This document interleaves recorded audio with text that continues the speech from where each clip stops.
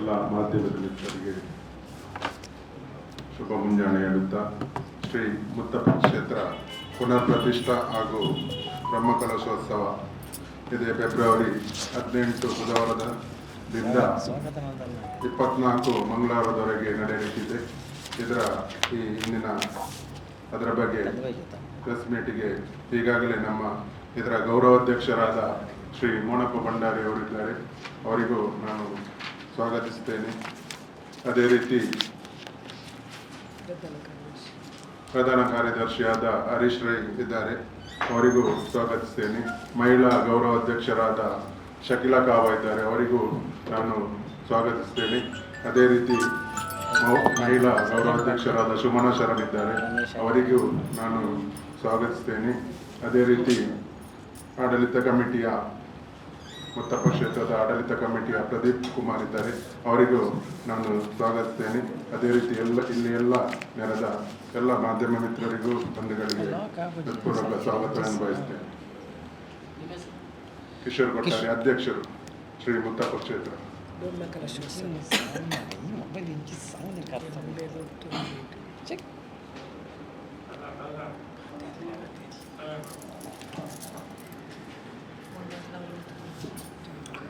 ಎಲ್ಲರಿಗೂ ನಮಸ್ಕಾರ. ಮಂಗಳೂರಿನ ಪದವ್ ಗ್ರಾಮದ ಶಕ್ತಿನಗರದ ಮುರ ಎಂಬಲ್ಲಿ ಸುಮಾರು 53 ವರ್ಷಗಳ ಹಿಂದೆ ಸುಮಾರು 51 ವರ್ಷಗಳ ಹಿಂದೆ ಸ್ಥಾಪನೆ ಆದಂಥದ್ದನ್ನು ಮರುಸ್ಥಾಪನೆ ಆದಂಥ ಮುತ್ತಪ್ಪ ಕ್ಷೇತ್ರದ ಹೊಸ ದೈವಸ್ಥಾನ ನಿರ್ಮಾಣ ಆಗ್ತಾ ಇದೆ. ಕಳೆದ ಕೆಲವಾರು ದಿನಗಳಿಂದ ಅಥವಾ ತಿಂಗಳುಗಳಿಂದ ಈ ಕೆಲಸವು ಬಹಳ ಯಶಸ್ವಿಯಾಗಿ ನಡೀತಾ ಇದ್ದು, ಈಗ ಕೆಲಸ ಪೂರ್ತಿಯಾಗಿ ಆಗಿದೆ. ಈ ಮುತ್ತಪ್ಪ ದೈವದ ದೇವಸ್ಥಾನ ನಾನು ಈಗಾಗಲೇ ಹೇಳಿದಾಗೆ ಸುಮಾರು 51-53 ವರ್ಷಗಳ ಹಿಂದೆ ಕುದ್ರೋಳಿಯ ಚಿತ್ರ ಟಾಕೀಸ್ನ ಹತ್ತಿರ ಒಂದು ಮನೆಯವರು ಲಕ್ಷ್ಮಣ ಎಂಬಂಥವರು ಅದನ್ನು ಒಂದು ಫೋಟೋದ ಮೂಲಕ ಸ್ಥಾಪನೆ ಮಾಡ್ತಾರೆ. ಅದೇ ಪೂಜೆ ಪುರಸ್ಕಾರವನ್ನು ಮಾಡ್ತಾರೆ. ಆದರೆ ಅವರ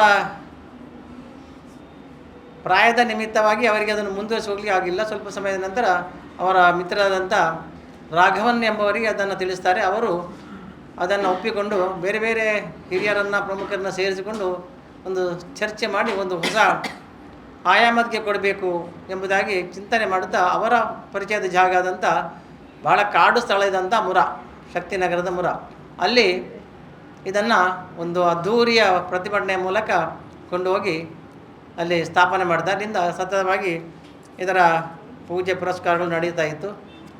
ಒಂದು ನಂತರ 1972ರಲ್ಲಿ ಅದು ಸ್ಥಾಪನೆ ಆಗ್ತದೆ. ಆ ನಂತರ ಕೆಲವು ವರ್ಷದ ನಂತರ ಅದರದ್ದು ರಿನೋವೇಷನ್ ಆಗ್ತದೆ. ಆ ರಿನೋವೇಷನ್ನಲ್ಲಿ ಅಲ್ಲಿ ಗುಡಿ ಕಟ್ಟಿ ಅದನ್ನು ಪೂಜೆ ಮಾಡ್ತಾ ಬರ್ತಾಯಿತ್ತು. ಅದು 76ರಲ್ಲಿ. ಆ ನಂತರ ಸುಮಾರು ವರ್ಷ ಹಾಗೇನೆ ನಡೀತಾ ಇದೆ. ಒಂದು ಹೊಸ ಕಮಿಟಿ ಮಾಡಿ ಅದರೊಟ್ಟಿಗೆ ಒಂದು ಟ್ರಸ್ಟ್, ರಿಜಿಸ್ಟರ್ಡ್ ಟ್ರಸ್ಟ್ ನಿರ್ಮಾಣ ಮಾಡಿ ಅದರ ಕೆಲಸ ಕಾರ್ಯಗಳು ನಡೀತಾ ಇತ್ತು. ಅದು ಭಾಳ ಹಿಂದಿನದ ಒಂದು ಗುಡಿಯಾದ ಕಾರಣ ಅದನ್ನು ಮರುಸ್ಥಾಪನೆ ಮಾಡಬೇಕು. ಮತ್ತು ಅದರಲ್ಲಿ 2 ಹೆಚ್ಚುವರಿ ದೈವಗಳು ಇದ್ದವು ಆಗ ಮರುಸ್ಥಾಪನೆ ಮಾಡಿದಾಗ ಮುರದಲ್ಲಿ. ಒಂದು ದುರ್ಗೆ ಮತ್ತು ಇನ್ನೊಂದು ಅಯ್ಯಪ್ಪ ಸ್ವಾಮಿ. ಈ 2 ಮುತ್ತಪ್ಪನೊಟ್ಟಿಗೆ ಇರಲಿಕ್ಕೆ ಆಗೋದಿಲ್ಲ ಎಂಬುದಂಥದ್ದು ಒಂದು ನಂಬಿಕೆ ಇತ್ತು. ಈ ಬಗ್ಗೆ ಪ್ರಶ್ನೆ, ಇದನ್ನು ಮರುಸ್ಥಾಪನೆ ಮಾಡುವಾಗ ಹೊಸತ್ತು ಕಟ್ಟಬೇಕೆಂಬ ಸಂದರ್ಭದಲ್ಲಿ ಅದನ್ನು ಪ್ರಶ್ನೆ ಮೂಲಕ ಕೇಳಿದಾಗ ಪ್ರಶ್ನೆಯಲ್ಲಿ ಅದು ಸರಿಯಲ್ಲ, ಅದನ್ನು ಅಲ್ಲಿ ಇರಲಿಕ್ಕೆ ಅದು ಆಗೋದಿಲ್ಲ, ಇದಕ್ಕೆ ಟ್ಯಾಲಿ ಬರುವುದಿಲ್ಲ ಎಂಬಂಥದ್ದು ಕಂಡು ಬಂತು. ಅದಕ್ಕೆ ಶಾಸ್ತಿಯನ್ನು ಮಾಡಿ ಅದಕ್ಕೆ ಬೇಕಾದಂಥ ಪೂಜೆ ಪುರಸ್ಕಾರ ಮಾಡಿ ಅವರನ್ನು ಅದರಿಂದ ಇದು ಮಾಡಿ ಮುತ್ತಪ್ಪನನ್ನೇ ದೈವಸ್ಥಾನವನ್ನೇ ಅಲ್ಲಿ ಕಟ್ಟುವಂಥ ಕೆಲಸ ಆಗಿದೆ. ಈಗ ಭಾಳ ಸುಂದರವಾದಂಥ ಒಂದು ದೈವಸ್ಥಾನ ನಿರ್ಮಾಣ ಆಗಿದೆ. ಇನ್ನು ಕೆಲಸ ಆದ ನಂತರ ಅದರ ಪ್ರತಿಷ್ಠಾನ ಮತ್ತು ಮರುಪ್ರತಿಷ್ಠಾನ ಮತ್ತು ಬ್ರಹ್ಮಕಲಶ ಆಗಬೇಕಂತ ಒಂದು ಸಂದರ್ಭದಲ್ಲಿ ನಾವೆಲ್ಲ ಇದ್ದೇವೆ. ಅದಕ್ಕೆ ಕೂಡ ಒಂದು ಸಮಿತಿಯನ್ನು ರಚನೆ ಮಾಡಿ ಕಿಶೋರ್ ಅವರು ಅಧ್ಯಕ್ಷರಾಗಿರ್ತಾರೆ. ಬ್ರಿಜೇಶ್ ಚೌಟ, ನಳಿನ್ ಕುಮಾರ್ ಕಟೀಲ್, ವೇದವ್ಯಾಸ್ ಕಾಮತ್ ಮತ್ತು ನಾನು ಅದಕ್ಕೆ ಗೌರವಾಧ್ಯಕ್ಷರಾಗಿ ಇರ್ತೇವೆ. ಹಾಗೆಯೇ ನಮ್ಮ ಕಾರ್ಯದರ್ಶಿಯಾಗಿ ಹರೀಶ್ ರೈ, ಗೌರವ ಮಹಿಳಾ ಕಾರ್ಯದರ್ಶಿ ಅಧ್ಯಕ್ಷೆಯಾಗಿ ಶಕೀಲಾ ಕಾವ್ ಮತ್ತು ಸುಮನ ಇರ್ತಾರೆ. ಕಾರ್ಯಕಾರಿ ಸಮಿತಿಯ ಸದಸ್ಯರು ಮತ್ತು ಟ್ರಸ್ಟಿ, ಇಂದಿನ ಟ್ರಸ್ಟಿ ರಿಜಿಸ್ಟರ್ಡ್ ಟ್ರಸ್ಟ್ ಅದರ ಸದಸ್ಯರಾಗಿ ಪ್ರದೀಪ್ ಕುಮಾರ್ ಇರ್ತಾರೆ. ಈ ರೀತಿಯಾಗಿ ವ್ಯವಸ್ಥಿತವಾಗಿ ಒಂದು ಅಲ್ಲಿ ಒಳ್ಳೆಯ ಸಮಿತಿಯನ್ನು ಮಾಡಿ ಈ ಕೆಲಸ ಕಾರ್ಯಗಳು ನಡೀತಾ ಇದೆ. ಈಗ ಸಂಪೂರ್ಣಗೊಂಡು ಒಂದು ಸುಂದರವಾದಂಥ, ಈಗಾಗಲೇ ಹೇಳಿದಾಗೆ ಸುಂದರವಾದಂಥ ಒಂದು ದೇವಸ್ಥಾನ ನಿರ್ಮಾಣ ಆಗಿದೆ. ಅದನ್ನು 18 ತಾರೀಕು, ಇದೇ ತಿಂಗಳ 18 ತಾರೀಕಿಗೆ ಅಂದರೆ ನಾಳೆ 3 ಗಂಟೆಗೆ ಹೊರೆಕಾಣಿಕೆ ವೈದ್ಯನಾಥ ದೇವಸ್ಥಾನದಿಂದ ಸೇರಿ ಅಲ್ಲಿಂದ ಕೊಂಡೋಗೋ ಮೂಲಕ ಅಲ್ಲಿ ಉಗ್ರಾಣ ಮುಹೂರ್ತವನ್ನು ಮಾಡಿ ಉಗ್ರಾಣವನ್ನು ಉದ್ಘಾಟನೆ ಮಾಡುವಂಥದ್ದು. ಆ ನಂತರ ಬೇರೆ ಬೇರೆ ಸಾಂಸ್ಕೃತಿಕ ಕಾರ್ಯಕ್ರಮಗಳು. ನಂತರ 19 ತಾರೀಕಿಗೆ ಅಲ್ಲಿಯ ಈ ಅದಕ್ಕೆ ಬೇಕಾದಂಥ ವ್ಯವಸ್ಥೆಯನ್ನು ಮಾಡುವಂಥ ಪಾತ್ರಿಗಳು ಅಥವಾ ಬ್ರಾಹ್ಮಣರು ಬರ್ತಾ ಇದ್ದಾರೆ. ಅವರು ಅಲ್ಲಿ ಕಾರ್ಯಕ್ರಮವನ್ನು ಪ್ರಾರಂಭ ಮಾಡ್ತಾರೆ. 19ಕ್ಕೆ ಧಾರ್ಮಿಕ ಕಾರ್ಯಕ್ರಮ ನಡೀತದೆ 7 ಗಂಟೆಗೆ. ಆ ದಿವಸ ಕೂಡ ಬೇರೆ ಬೇರೆ, ನಾನೀಗಾಗಲೇ ಇನ್ವಿಟೇಷನ್ ಕೊಟ್ಟಿದ್ದೀನಿ, ಓದೋದು ಬೇಡ ಅಂತ ಕಾಣುತ್ತೆ ಅಲ್ವಾ? ಹಾಗೆ ಇದರಲ್ಲಿ ಇನ್ವಿಟೇಷನ್ ಎಲ್ಲ ವಿಷಯಗಳು ಇದೆ. ಅದರಲ್ಲಿ ಪ್ರಥಮ ದಿವಸ 18ನೇ ತಾರೀಕಿನ ದಿವಸ ನಮ್ಮ ಪೂಜ್ಯ ಸ್ವಾಮೀಜಿಗಳಾದಂಥ ಒಡಿಯೂರು ಸ್ವಾಮೀಜಿಯವರು ಅಲ್ಲಿ ಆ ದಿವಸ ಉಪಸ್ಥಿತರಿರ್ತಾರೆ. ಅದೇ ಪ್ರಕಾರ ಎ ಜೆ ಶೇಖರ್ ನಮ್ಮ ಉದ್ಯಮಿ ಅವರು ಆ ಉಗ್ರಾಣದ ಉದ್ಘಾಟನೆಯನ್ನು ಮಾಡಲಿಕ್ಕಿದ್ದಾರೆ. ಹಾಗೆ ಆ ದಿವಸ ಸುಮಾರು 10-11 ಅಭ್ಯಾಗತಗಳು ಇರ್ತಾರೆ. ಆ ನಂತರ ಅಲ್ಲಿ ಬೆಂಕಿನಾಥೇಶ್ವರ ಕೃಪಾಪೋಷ ದೇವಸ್ಥಾನ ಯಕ್ಷಗಾನ ಸಭಾ ಇವರ ಒಂದು ಯಕ್ಷಗಾನ ಬಯಲಾಟವು ಕೂಡ ಇರ್ತದೆ.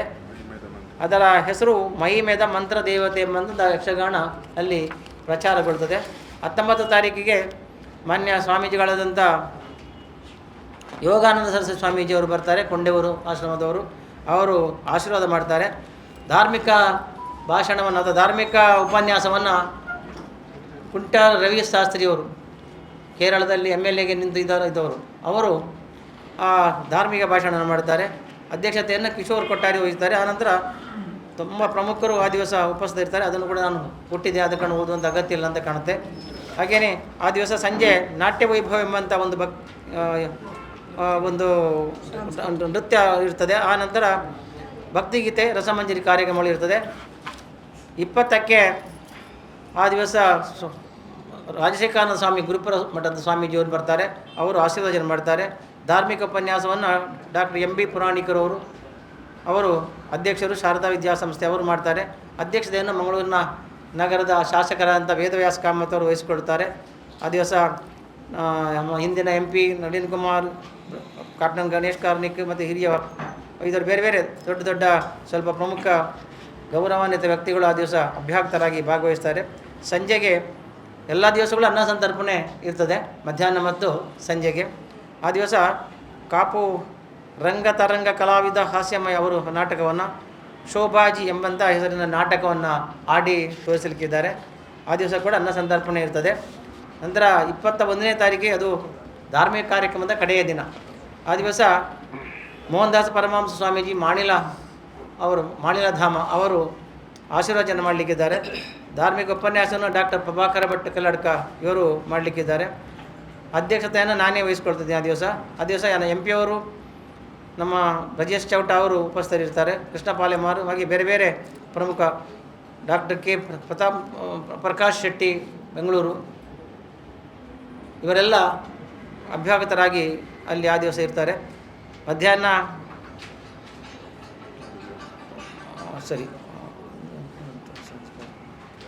ಸಾಂಸ್ಕೃತಿಕ ಕಾರ್ಯಕ್ರಮಗಳು ಕೂಡ ಆದಿರ್ತದೆ. ನಂತರ ಸಂಜೆ ಬೇರೆ ಬೇರೆ ಕ್ಲಾಸಿಕಲ್ ನೃತ್ಯಗಳು, ಪಾರ ಎಂಬಂಥ ಒಂದು ಮಲಯಾಳಿ ಹಾಸ್ಯಮಯ ನಾಟಕ, ಹೀಗೇ ಕಟೀಲ್ ದಪ್ಪೆ ಉಳ್ಳಾಳದಿ ಎಂಬಂಥ ಒಂದು ನೃತ್ಯ ರೂಪಕ, ಈ ರೀತಿ ಎಲ್ಲ ಕಾರ್ಯಕ್ರಮಗಳು ನಡೆಯಲಿಕ್ಕಿದೆ. 22ನೇ ತಾರೀಕು 9 ಗಂಟೆಗೆ ಸರಿಯಾಗಿ, ಅದು 7 ಗಂಟೆಯಿಂದ ಬೇರೆ ಬೇರೆ ಧಾರ್ಮಿಕ ಕಾರ್ಯಗಳು ಪ್ರಾರಂಭ ಆಗುತ್ತೆ. 9 ಗಂಟೆಗೆ ಪುನರ್ ಪ್ರತಿಷ್ಠೆ ಹಾಗೂ ಬ್ರಹ್ಮ ಕಲಶೋತ್ಸವ ನಡೆಯಲಿಕ್ಕಿದ್ದು 12:30ಕ್ಕೆ ಮಹಾಪೂಜೆಯಾಗಿ ಅನ್ನ ಸಂತರ್ಪಣೆ ಅಥವಾ ಪ್ರಸಾದ ವಿತರಣೆ ಎಲ್ಲ ನಡೆಯಲಿಕ್ಕಿದೆ.